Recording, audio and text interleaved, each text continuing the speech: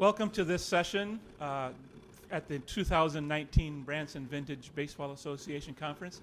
My name is Corky Gaskell, and I will be speaking to you about umpiring, match play in the 1860s. And what I want to show is some of the differences between what would have happened actually in the 1860s based on the research that we found versus what we're seeing at many vintage baseball matches, just so people understand the differences. The intent here isn't to tell you what to do, but it's more to show you how it was done, and if you want to apply it, that's very much up to you. We just want you to know this information. Now, when I say we, I'm speaking about the Rules and Customs Committee of VBBA. We have been frantically over the last year putting together interpretations of the rules for 1867, and in that process, there's been a lot of discussions about things that go on with umpiring. And it was through that we decided what a great idea for the conference to present something about umpiring in general that everybody can see, not just our group. And so everything you see today has been researched, citations through newspapers, books, whatever. We have to back all this stuff up. It's meant to be a dialogue. I don't want to just stand here and talk at you the entire time. I do want to have discussion. So as you come to a question on a page that I'm showing you have a question, just ask. At the very end, we'll discuss some questions, have questions and answers about something specific we didn't cover. So with that,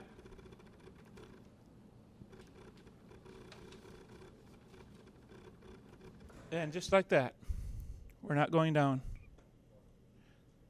So while I'm waiting for that to page down, which I'll come back to, the way we broke this document down was basically into three sections. The first section is some general notes on the history of the umpire, things that would probably pertain to any year you umpired. Didn't matter if it was 1860 or 1867 or 1869. Then there's some things that are very unique to the year you're playing that we can talk about some of those things. And then at the end, we'll have the questions and answers. Boy, it was just working. So let's talk a little bit on the general notes of the umpire. So first of all, prior to 1858, it was customary that there wasn't a single umpire. There was actually an umpire for each club that would represent their club, and then there would be a third person called a referee that would help settle those disputes. So if my team was playing your team and we're the umpire, and I would say, hey, my guy's safe, you go, oh no, your guy was out, which is normal course of action, the referee would then step in and say, this is what I saw. So starting in 1858, that's when they started going to the single umpire. And it was basically doing the same thing. Because now you're asking the players to decide safe or out at the base, and if they can't decide, what do? They ask for judgment. So, but that's basically the steps going from the three people system down to one. Umpires were very, very highly thought of. This wasn't just a, hey buddy, come here, do you want to umpire a game? It was generally someone in the town that was well respected, but they still had to know the rules. You couldn't just come in and be an umpire of a game because you had to know, you had to be able to call the game. But they weren't just, a clown. Oh, look at that, it's moving. Good deal. So, I went too far. Oh. Okay, let's just go with this. So, no, let's stay here. I'm sorry. So things that are common no matter the year. I did kind of jump ahead. So the attire, and we're going to hear from that a little bit about that in the next session. I don't know if you talk umpires in general or not, but any type of clothing that was period correct of the day, you could be wearing to be an umpire. You didn't have to have top hat and a vest. If it was something that was worn in that period, you're fine. What you wouldn't see very often, if at all, though, was a player from another team coming in his team uniform. That probably didn't happen. Now, in our vintage game, sometimes you're like, oh my gosh, we need an umpire, and the guy's wearing a uniform. Would you come do it? As long as people can explain, that probably was something that didn't happen, that would be a helpful thing. Another thing that was common throughout is the calls that were to be made unasked by an umpire, and that's the foul ball and the balk. And those are to be made as quickly as possible and loudly. Very, very important that you do those, because when you don't do those at the right time, you're going to leave somebody hanging, especially the foul ball. Where to stand? Most umpires, yes, sir. I have a question for you, Cork, on the foul ball. I know, according when I umpire, you're supposed to only call when it hits the ground. Well, in some of the games, if the ball is in a certain area and the runner on base and it's going to be a close score, should you call it as soon as you think it's going to go? Yeah, I have seen, and Bob, you can chime in too, but I've seen instances where they say you should call it before it lands if you realize it's not going to hit anything. Now, it came up today, and I heard Miklich talk to me about it, and since we decided anything that hit like a foul pole that was not a tree or a barn or something, and then bounced in and landed fair when it hit the ground, it would still be a fair ball. So that when I saw how close that was to that pole, I let it go until it got past the pole and then set it. If there's a runner on base and it's an obvious foul ball and it can't hit anything, I have no problem if you hollered foul ball before it hit the ground. You know it's going to be foul. But if there's any doubt whatsoever, you really got to let it wait. I mean, I think that's what most umpires did. And is there now a further discussion on the fact that a player in foul territory hits the ball and it goes foul, hits the ball and it goes fair? Is that fair or foul? It's where it hit the player. If the player's in foul territory, yeah. So he's not a free. No, it's actually I believe it says where it hits after 61 it says where it hits the player or the ground. So it's either or. So the opposite also works. Yeah. If it's in territory and you foul, It's a muff. Yeah. Basically treat it as a muff. Okay. Yep. Thank you, sir. Yep. Where to stand? If the Beatles, I think, recommends, or I've seen 20 feet back. I don't think you have to be exactly 20 feet. But what you want to do is position yourself with the line of the striker. So if it's a right-handed striker, you would be at home plate looking down the third base line with something that you can see down in the outfield to give you a line. Because before 1860, 1861, you didn't have the line that you could draw. So you didn't have that advantage. You had to pick something out down. And then with a left-handed striker, you would just slide over and do the same thing down the first base line. Now, you don't want to be too close, but I think if you're positioned that way within 10 to 15 feet, you're going to be fine. What are some of the good attributes of an umpire? That's actually spelled out very well in Beatles.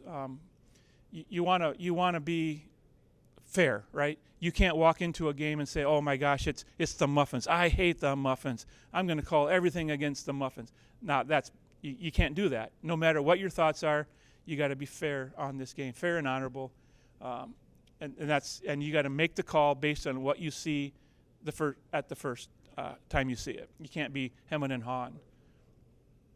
And then you're going to get asked for judgment. And a lot of people don't understand this.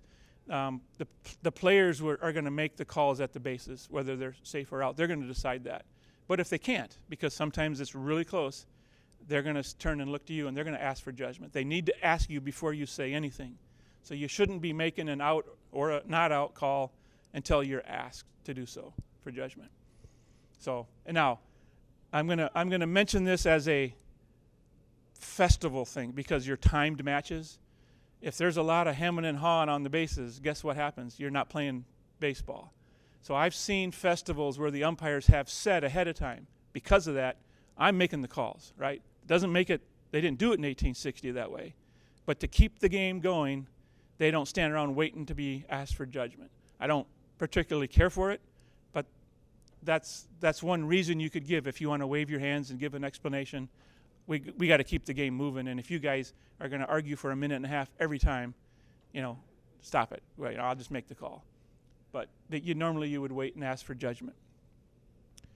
So what are some things that would be unique based on the year you play? And this is just a few things, but calling balls would have started in 1864. Strikes were started in 1858. But the question then becomes, when would you call it and why would you call it? So what I start with here is that it was in the rule book, starting in 1858, you could call strikes.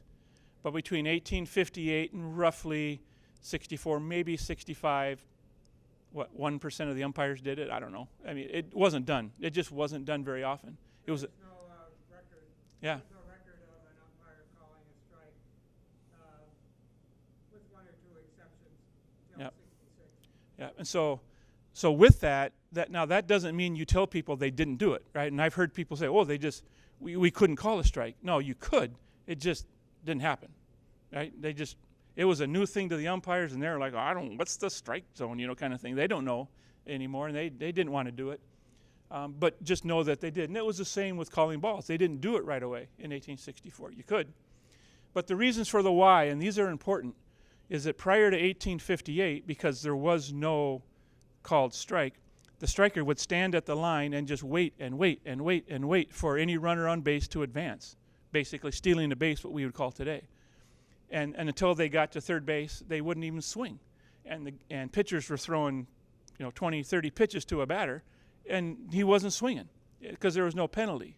So in 1858, they said, knock it off. We're going to give you a couple pitches, and then we're going to warn you, and then we'll call strikes. Now, it was one of those things like telling your kid you're going to count to 3, and then you never get past 2, because they said they're going to do that, and then they never called strikes. But that's why they brought it in, was to take that away so that people would swing the bat and quit waiting and waiting and waiting. And the exact same thing happened with calling balls, except it was the pitcher now who was doing what we would call a pitch out, right? They were pitching wide, trying to catch the guy stealing the base, and kept doing it with no penalty, hoping they could throw the guy out. So in 64, they said, now you guys knock it off, but we're going to let you have 2 pitches or whatever, and then we're going to warn you before we call the balls. So it was really to keep the game moving, speed the game up. That's why those came along. 3 strikes are still an out? 3 strikes was an out, and 3 balls was a 3. In this era now, 3. Yeah. Now, as time went on, that 3, yeah. So it ended up really 5 before you got it, because of the warning. But there was an era where they went to actually 9, because you had to have 3 wides before they'd even call 1 ball. You'd have 9 bad pitches. And then I think it was in the late 70s, they went to, maybe it was the late 80s, they actually had 4 strikes for a year, 1 year. It was 5 balls and 4 strikes for a year. And then the next year it went to 4 balls and 3 strikes, and has been that way ever since. The 84 rules I read last night said 7 balls. Yeah, and then it was all over for a long time, and then I think in the late 80s they went to 4 and 3, and it stuck. But yeah, so they experimented all over the place. Tagging up came in 1859. Now, if you play 1858 rules, and I don't know if anybody has done that, but you hear people say, "Oh, we get free backs," which is wrong. The way the rules are written, you had to get the ball to the pitcher, and then the pitcher actually had to pitch it to the catcher, and then the catcher had to throw it to the base. It was a process, and it very seldom ever would work, because in order to pitch it to the striker had to be there, and he was smart enough to know that if I just do this, he can't pitch it to me, and then nothing would happen.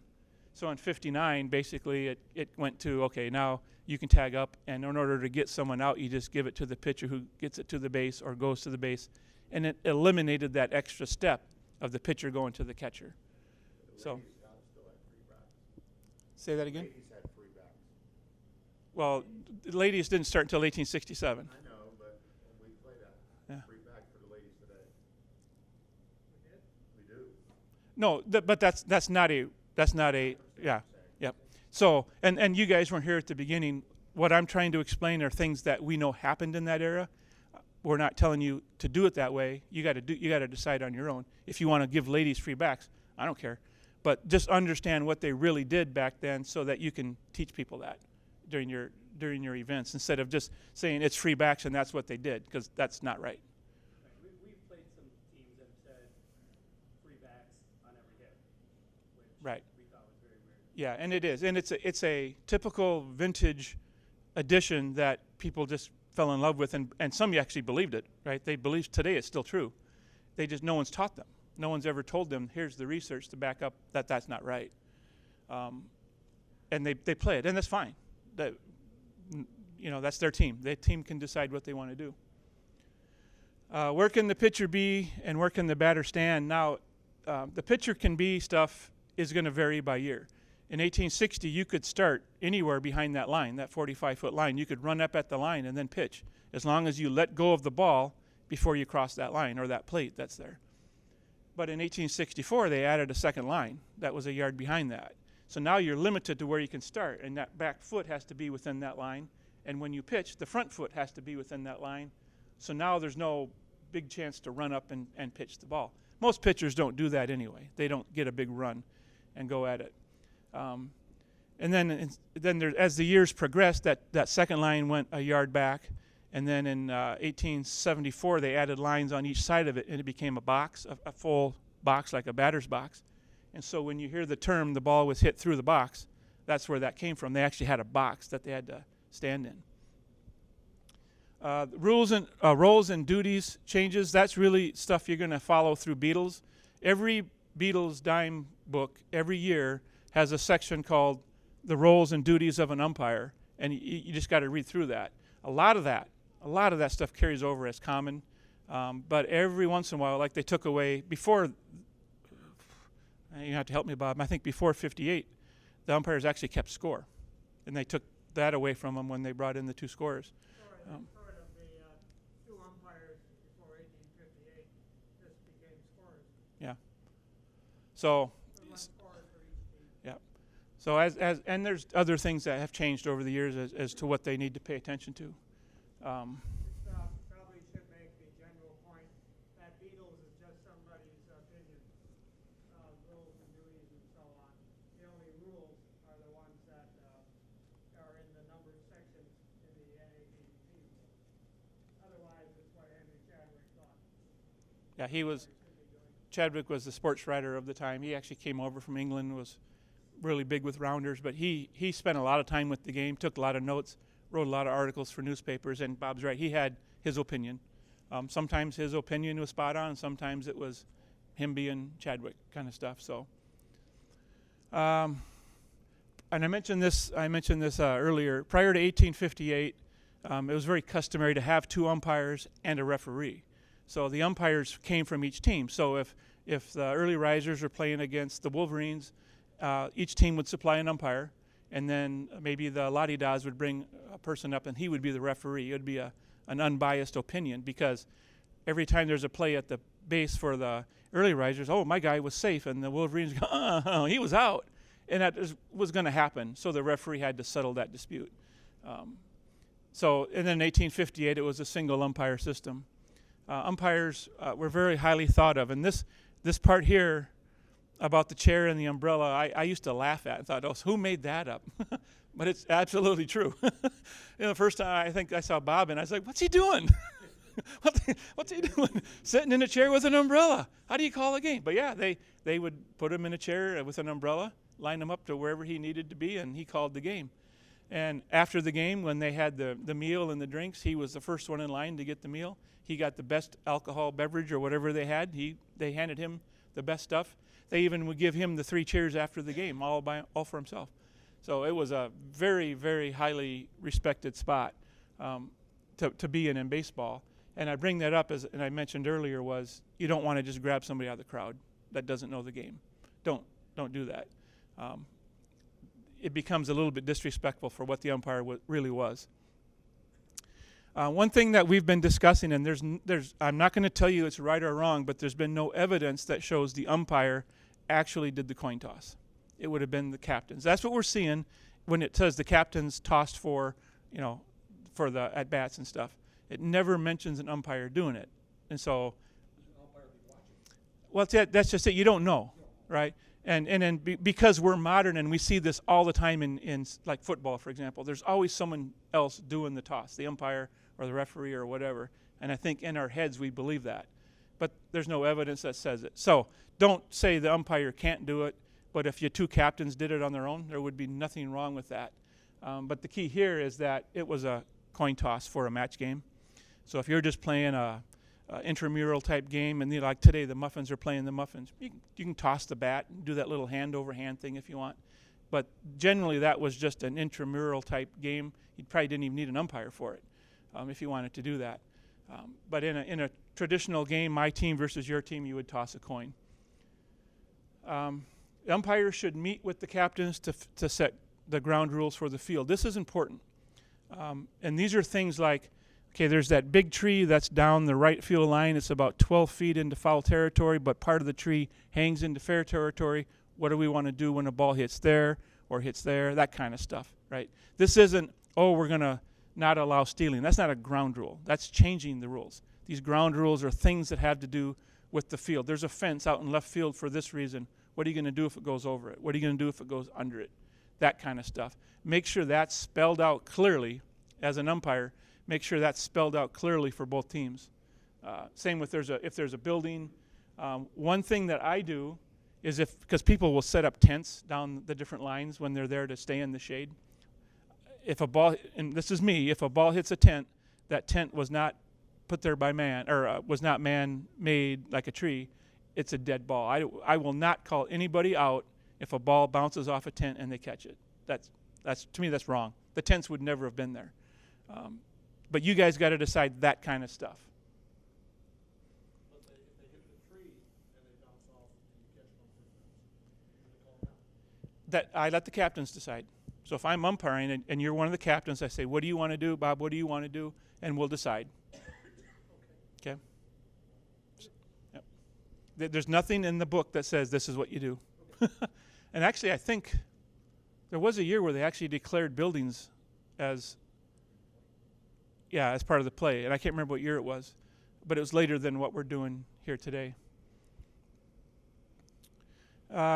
In your vintage games, when you do change a rule, for example, you say we're not going to allow people to advance bases. We're going to restrict the running. So in modern terms, no stealing.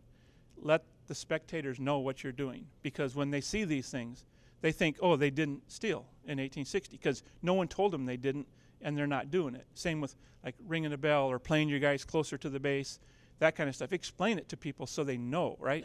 You don't want people to walk away and say, oh my gosh, today I learned that this is what they do in 1860, and it's not what they did. So do it the way you want to play it, but explain it to the crowd so they understand what was real and what you guys are doing. That's fine. Umpires should really understand everything that's in the Beatles Dying Book. And as Bob mentioned, the numbered sections with the rules are really key, but there are other sections within there that have some good information. For example, when I talked about tagging up in 1860 Beatles, if you read section 16 where it says no ace or base may be made on a foul ball or a ball, blah, blah, blah, you would read that and say, oh, you can't tag up. I mean, read that. You can't tag up. But if you go to the section under the batsman in Beatles, it spells it right out that as soon as the guy catches the ball, you may endeavor to touch, after you've touched your base, you may endeavor to take your next base. So you can take off if you want. So that's part of the reason I encourage people to read all of that Beatles, even if it's Chadwick's commentary, at least read through it and understand what they're talking about. Make the call as quickly as possible. Okay, the worst thing you can do, especially with runners on base, and a guy hits a ball that's you're not sure if it's going to be fair or foul, but it lands, and then you go, man, I'm not really sure. I think I'm going to call it. And by that time, the guy on first has rounded second because he hadn't heard anything. And then you say, foul ball. And guess what he does? He looks at you. He might even give you the finger on the way back to first. But he's hung to dry. He is hung out to dry because he's now got to get all the way back to first base. The outfielder already has the ball because you hesitated on your call. And he's probably going to get thrown out. It's the worst feeling as an umpire is when you hang that person out to dry. So as soon as you know that ball is going to be foul, if it hits the ground, say it right away, say it loud, so that guy can get back to his base. And when you make the call quickly, even if you're asked for judgment at a base, don't stand there and go, I'm not really sure. Just make the call. What did you see? What did you see? Make the call and get it on. Because if you can do that, people will start respecting you. That okay, he saw it. He made the call. He's not hemming and hawing. Make it look like you know what you're doing. And I tell people, the calls that I make may not be right, but they're final. So move on, right? If I say you're out, you're out. Just go. Don't make a stink out of it. Try to use proper and period correct language to set an example. So I know out on the field, players are always calling the pitcher the hurler. They're calling the catcher the behind. They're calling the spectators the cranks. As an umpire, you can set that straight and do it properly for 1860, and maybe the players will catch on. Call the pitcher the pitcher. That's what he was. Call the catcher the catcher. That's what he was. The spectators were spectators. Use that kind of language, and you can set the example for everybody else that's out on the field. And there's a section on VBBA.org that has a lot of this language stuff where you can see what was 1860, what was 1880, and when these things were, so you can remove them from what you're doing and try to get them into the era that they belong. One comment. I don't think umpires leave base runners hung out to dry. It's the primary responsibility of the base runner to exercise discretion on when a ball is going to be definitely foul or is doubtful. And there's his captain who's supposed to be advising him. Yep, that's a good point. It's not the umpire's primary responsibility. But to me, it is something that you can do to prevent that if you make the call quickly. If you make the call as soon as you're sure. Yeah. The players and the captain should know that the umpire will usually wait until it hits the ground. Yep. Okay. Hey, Corey, what about I play in many games. I have a big voice, but other umpires don't. When the wind's blowing in pretty strong, no matter where you were standing out in second base or whatever, you can't hear the umpire at all. Yeah, and you're right. And there's places where there's traffic. All I can say is use your best outside voice. I leave it up to the Yeah. runner. It's the runner's decision whether to run or not.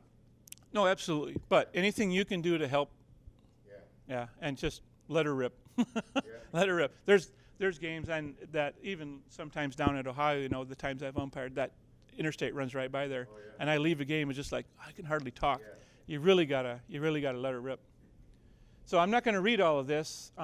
This is right out of the Beatles' dime book of 1860, but it had some good points that I highlighted and read that I thought just kind of reinforces that you really want to enforce the rules of the game with impartiality, and I mentioned that.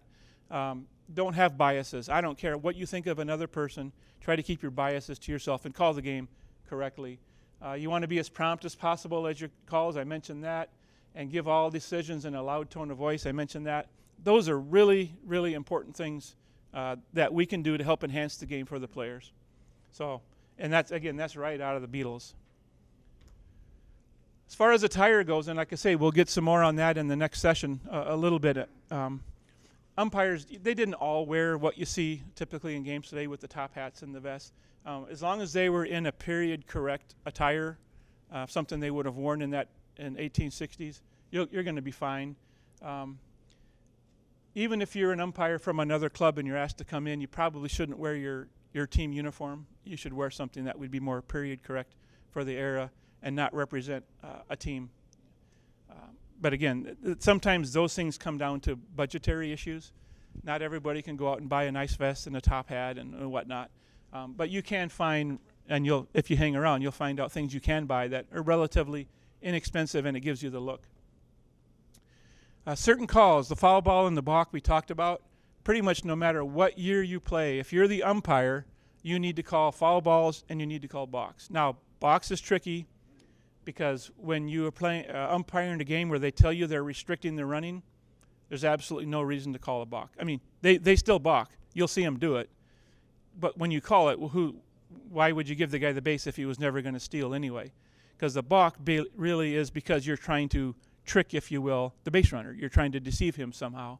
And when they're not stealing, you can't really deceive them. So it's up to you as an umpire. If a guy starts his pitch and then stops it, you want to call a balk? Call a balk. That's a balk. If he steps over the line, call a balk. It's a balk. But just understand that when you restrict the running, the reason for the balk is gone. You had a question? Or I said something you didn't quite... Okay, so I'm the pitcher. Yeah, I'm the pitcher, and I've got that line that's 45 feet away from home plate, and there's a plate in the center of that. If I step over that line before I release the ball, I've balked. Okay? If I stay behind the line and I start to pitch and then I look and go, oh, wait a minute, that's a balk. You have to move forward with your arm? The arm has to have started its motion. Yep. Forward. Yeah. So, yeah. So, yep. So if I'm in 1860 and I want to start my pitch at second base, I can start my run up, But as long as my arm hasn't started, I'm not in my motion yet. But as soon as I do that, I got to finish it. And if I don't finish it, it's a balk. And now, the interesting thing in 1860, and I can't remember what year it changed, but let's say there's only a runner on second base, and you call a balk, he still gets his base. He's not forced, but he still gets his base. Same with a walk. If he's walked, there's a guy on second base, he still gets his base. It wasn't until later where you had to be forced to go like they do today. Yes, up to a certain year. Yeah, it's in the late 60s or early 70s somewhere. But in our era that most of us play, no matter where you are, you get a base. If you're calling that. Yep. No, not the same thing with the balk. Well, up until a certain year. Any runner on a balk gets Oh yes, that's true all the time. Yes, that's true all the time, not just the year. not just for balk, not just Yeah. for forces. Again, the umpire should be making calls immediately.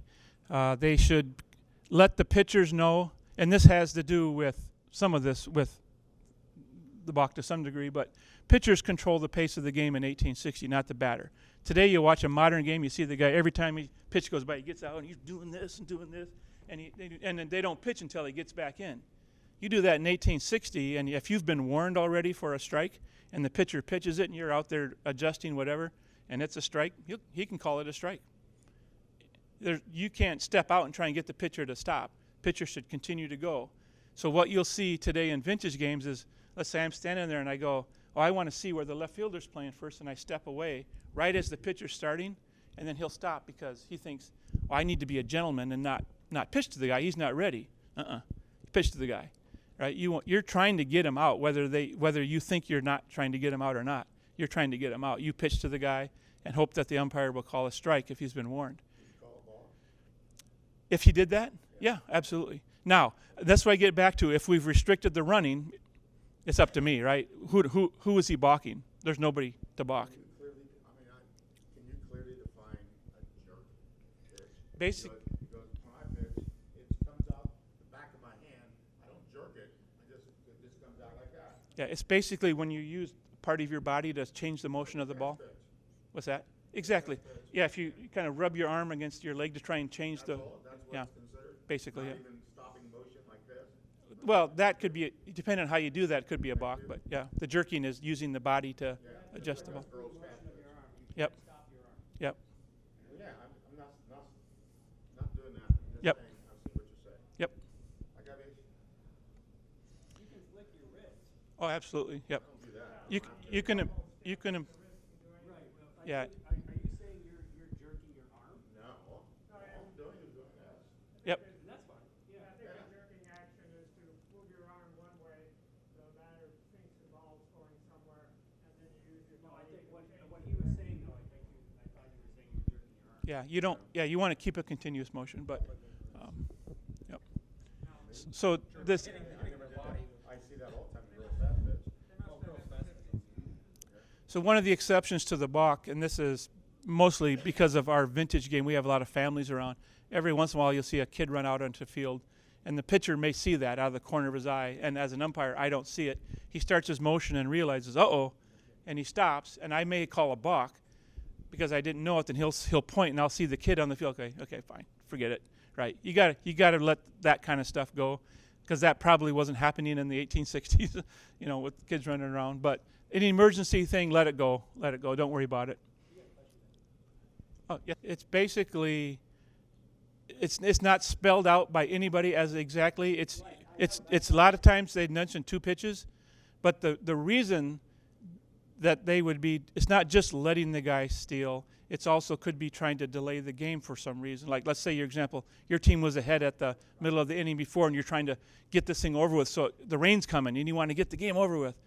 They don't want you doing that either. It's the same with pitching out, trying to delay the game so that you can revert back to the bottom of the fifth or the halfway through the fifth when you were ahead or something. No. How much leeway do you think the umpire has in terms of making that decision? Granted, it's up to him Yeah. to make that decision for whatever the situation is. Yep. But can he make it on the first pitch? Yeah. You could. Yeah. I think Pitch comes right down the line and I don't think I've ever seen that called, but The language of the rule is repeatedly. yeah, and Bob's right. It is repeatedly, so I would say you need to at least go 2. Yes, sir. You know, personally, when I'm umpiring, I'm sure when I umpire you guys, and I see a pitch going by, I'll let the first one go by, and the second one I go, oh, that was a good pitch. I didn't say anything to the batter, I just made a comment, and it looked like a good pitch. And hopefully, for understanding, I think you ought to swing, bud. Yep. And then I'm gonna say something later. Yep. So I think to answer your question, I would say at least let 2 go. To get somewhat of a repeatedly, yeah, somewhat. But I think if you said to yourself, I'm going to go 3, I don't think anybody would argue with that. Location became important Yes. to the whole other thing. So here we talked about this before, a little bit of a diagram on the right, just trying to show as an umpire, you really want to focus on those foul lines because, like I say, the foul ball is really your main call. It doesn't matter where you are in position to bases per se to make calls, but you want to see that foul ball. Now, one thing I mentioned to people is that because in the 1860s there was a striker's line, and most of the people you either had to have the right or the front foot on it or the back foot on it. In 1867, you could straddle it. But my point is that if their back foot is on the line, that means most of their body is in front of the plate. So if the ball that goes straight down, I hate those. It goes straight down, and you got to make a call. If their body is in front of the plate, there's a really good chance it's fair. So I try to look at where they stand when they're up to the plate, and I'll tell myself, if this ball goes straight down, it's fair. If his front foot's on the line, that means his body is behind home plate. When that ball goes straight down, it's probably foul because it's like 2/3 and 1/3 of the plate in fair and foul based on where the lines go.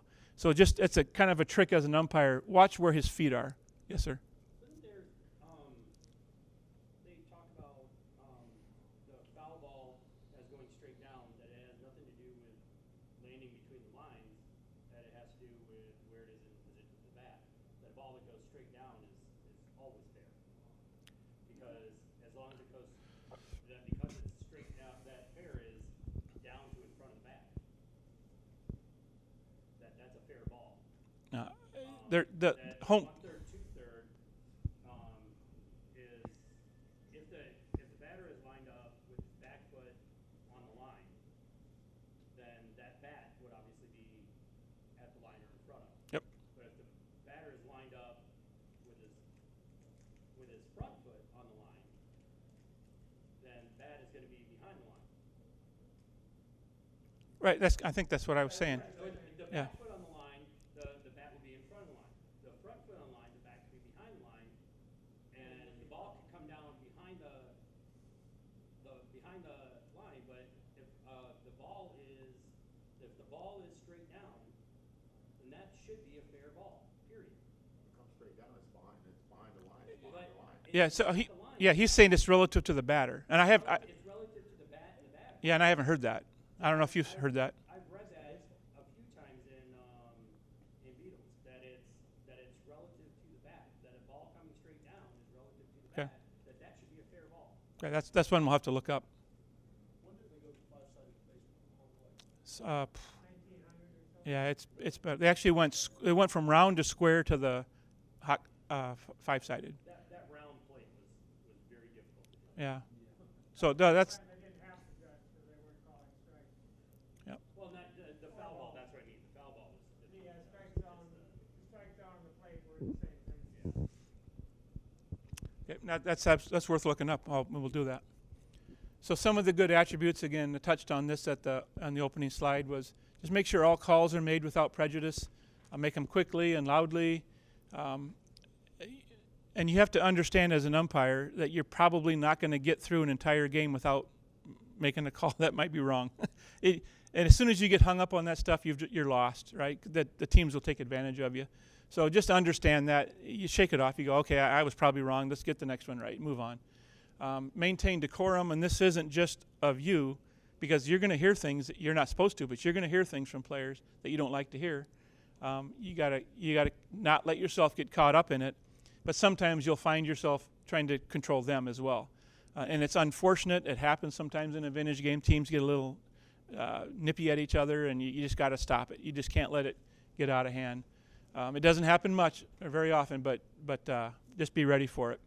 And be consistent with your calls. The Beatles even says, make it on your first impression. That was one of Chadwick's notes, too. When you're looking at that and you go, as soon as you see it go, you go, I think he was safe. And if they ask you, then you say safe. It's got to be your first instinct. And this tie goes to the runner when we've had some really good discussion on this. If you read the rule on a play at a base, that for the defense, it says the ball has to be in the hand of the first baseman before the striker reaches his base. Well, if you get there at the same time, that's not before, in my opinion. And we've had some discussions that others will say, no, that's he's safe, or he's out. Mine is, in this case, he was not there before. I call him safe. I give him the modern tie goes to the runner on that. And I think until we find enough evidence otherwise, it's one that I think will just keep getting discussed. They do talk about you reward the defense or the ball on certain plays. And I think this is when, for example, there's going to be a catch in the outfield and the guy dives, and you can't really tell for sure he caught it or if it got away from him. This statement was really for that you would give to the ball and say that he was out. But in most modern games, again, most of the players are pretty honorable. He's going to come up and say, I got it, or he's going to come up and say, no, I didn't catch it. And that's fine. If they don't ask you to make the call, don't make it, kind of thing. But they would say, if you are asked and you're not sure, they would suggest that you give to the ball in that case, and he was out. A pitch ball that hits the bat of a striker without the striker swinging. This is interesting. It becomes a live ball for the runners, but the striker doesn't get going. It's not, he didn't hit the ball. He did not swing the bat. It's like getting hit by the pitch. You don't get anything for it, but the runners can run if they can advance if they want. So you see people, sometimes they just try and duck and leave the bat up and maybe it'll hit it. The runners can advance, but the batter goes nowhere. Same thing if you get hit by a pitch. Now, the other thing that, as an umpire, you may see is that as the pitcher is getting a little bit wild, you'll see the batter just reach out and grab the ball and throw it back. Same thing, that ball is live. If he does that and one of his runners go, he can be called out because he interfered with the ball. The catcher didn't have a chance to get it and throw the runner out. So if you're not restricting running, you tell guys, leave the ball alone, let it go, because it's a live ball.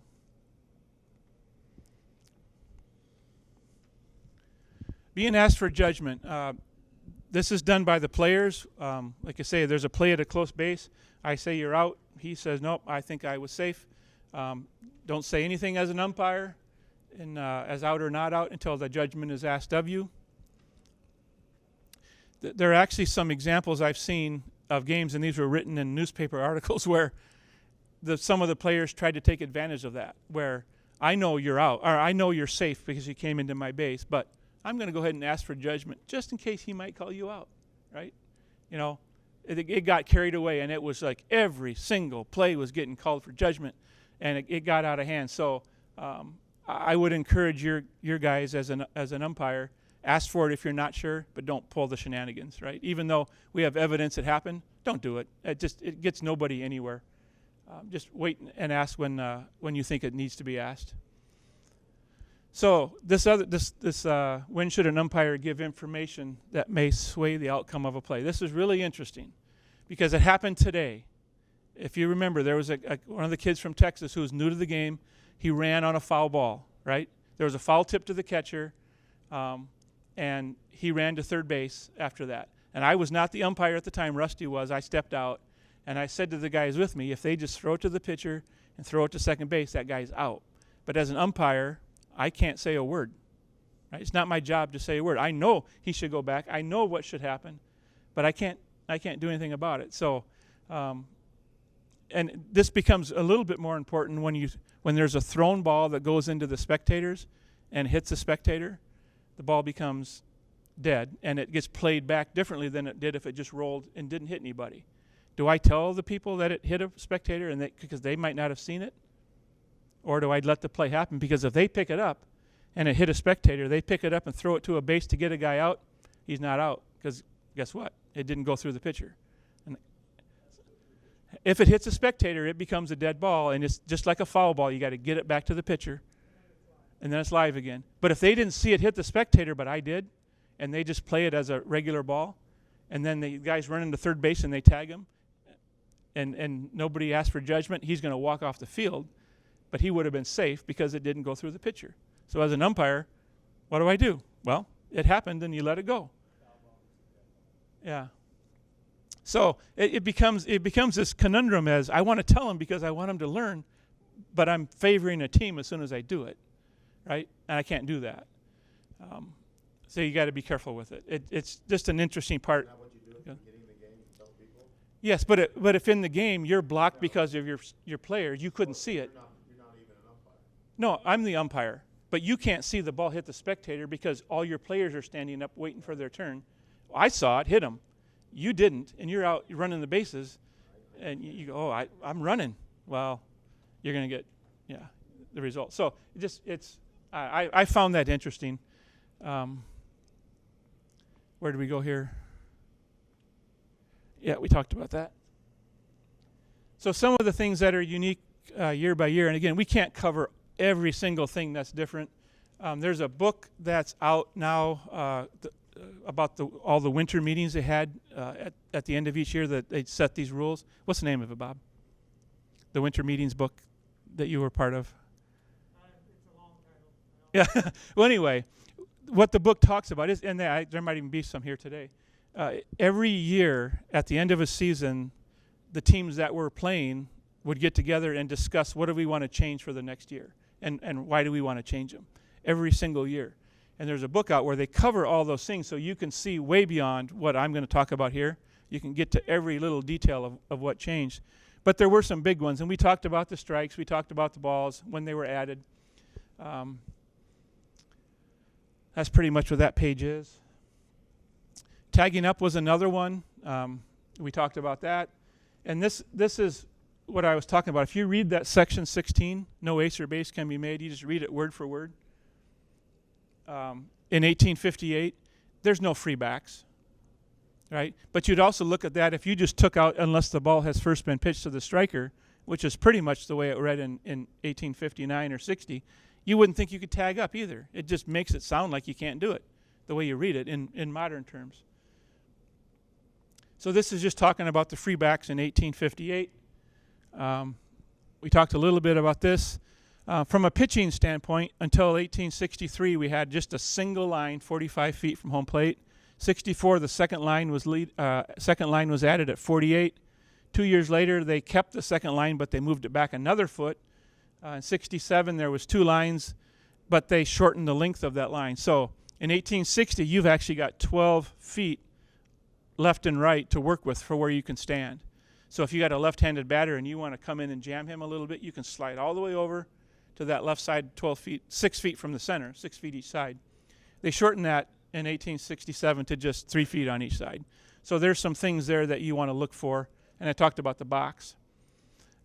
Hitters, basically, until 67, it was 1 foot on the line. Now, I've seen people say, I don't care if you straddle the line before that. The key is don't get both feet on one side of it, right? Don't have 2 feet behind the line. Don't have 2 feet in front of the line. Try to stay. They don't want you running up on a ball or backing up on a ball.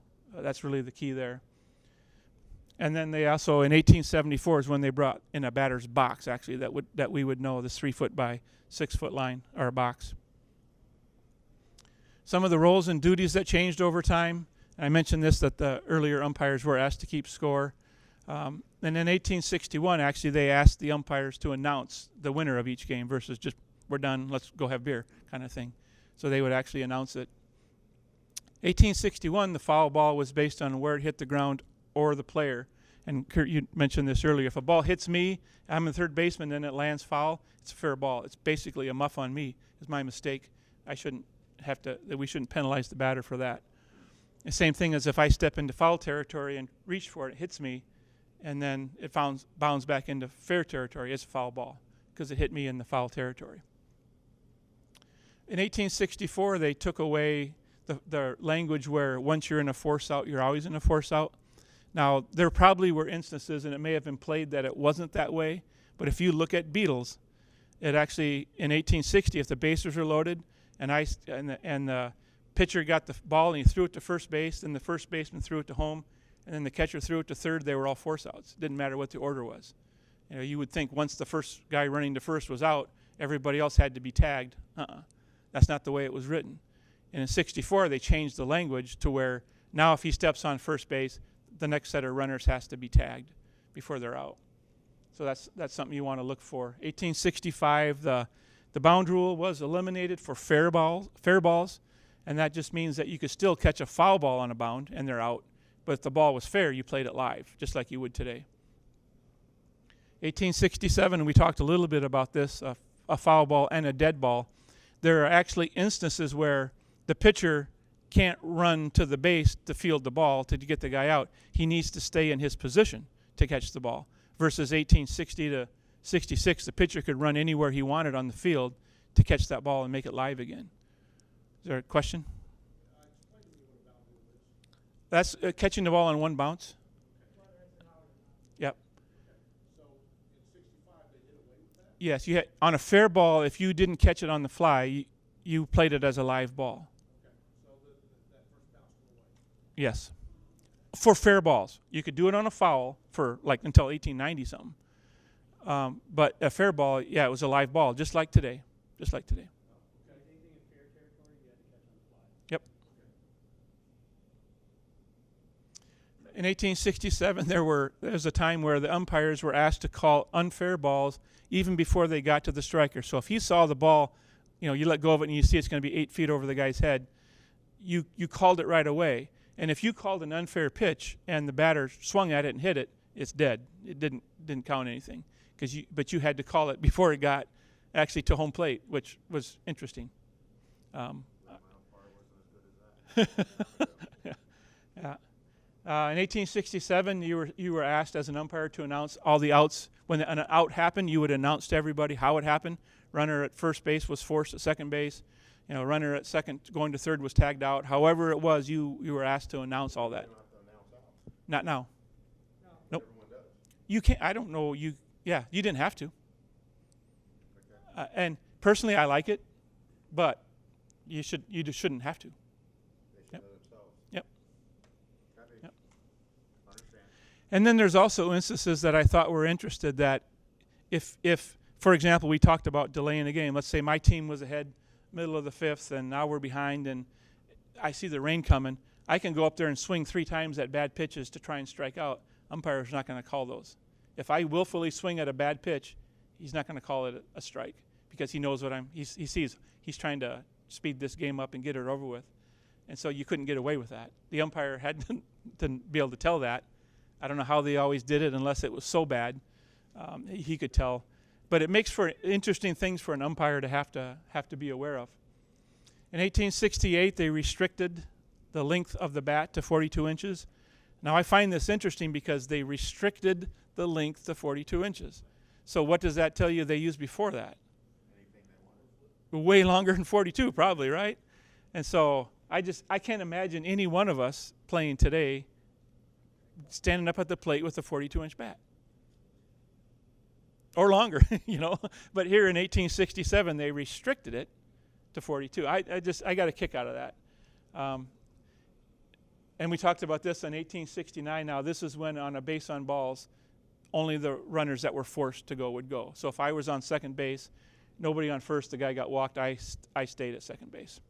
So there's some differences there in that year. So these are some links that I've got for you where you can find some really, really good information. The first one, these are right on the VBBA.org website. We've got rules with interpretations, and these are kind of the things that I'm talking to you about here today, but a lot more detail. Available for 60 and 64. We just finished up the 67. It's not out there yet. And when we finish 67, we realize there's some things we need to go back on 60 and 64 to kind of tweak a little bit because we found some new information. So we'll get those updated. But my hope is that within the next month or so, all 3 of those are out there updated. You just click on the link. It's free. There's no payment. And what we've done is put all of the interpretive notes in red, so you can tell what's rules and customs and what was in Beatles. So I really suggest you look at those things. If you want to be an umpire, look at those things and read through them and understand what was done. We have another link that if you want access to the actual Beetle Dime books that they've made photocopies of, these are the real deals, not just somebody typing them in.